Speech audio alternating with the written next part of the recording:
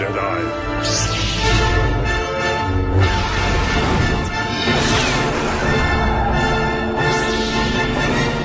Now you die.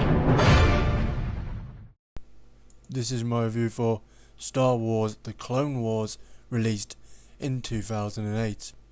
With Star Wars The Clone Wars, I think it is one of the clearest opinions I've had on a movie in a long while. For me, there are two defining factors. One, when the action subsides, it gets cliched in the terms and parameters of a Star Wars film, with all the usual elements you may expect from the more cheesy moments in a Star Wars movie.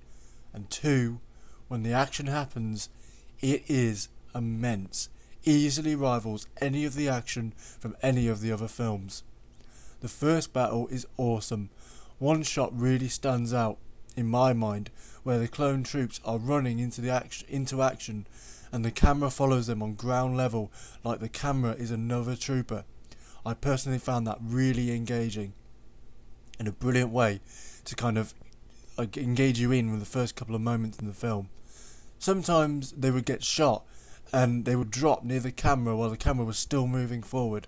Then there was a scene where a spacecraft crashed into a docking bay, and we get on the side view of the docking bay control room as it blows up. Again, great direction. Another good scene was a battle scene where they were climbing up a mountain while at the same time getting shot from above. I can't honestly praise the direction in these action scenes enough. The action was always quite hard hitting as well, with people getting thrown about. However, I felt when the action calmed down, the quality of the film dropped and its weaknesses were shown. I wasn't a big fan of the interaction between Anakin and Ahsoka. I found it on the whole corny and lame. Though they did allude to the death of Anakin's mother, which I thought was quite good, and I have to give them credit for that. I didn't mind some of the little comments between the battle droids, they gave me a few laughs. Yoda's constant backwards talk annoyed the hell out of me, and I definitely could have done without that. It was total overkill. Every line he had was like, well, you know, go to Endor, Anakin will. That kind of stuff, and I wasn't a fan of that.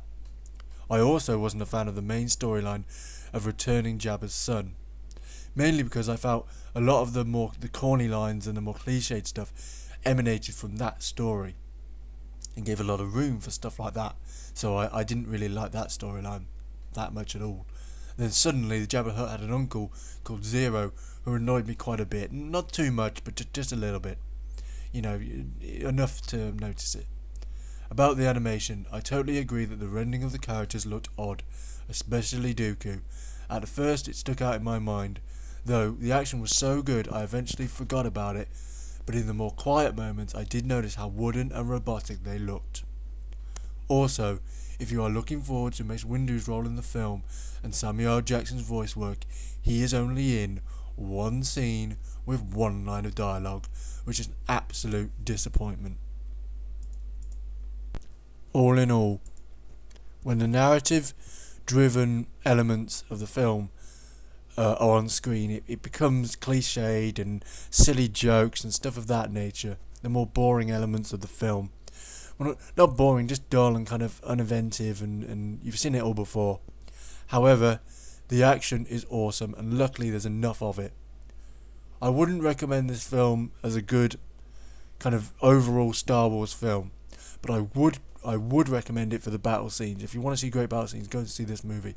If you want to see a good Star Wars movie, maybe not, I'm not sure, but because some of the elements are let down, but the action. Find the renegades that hold Jabba's son. Your mission will be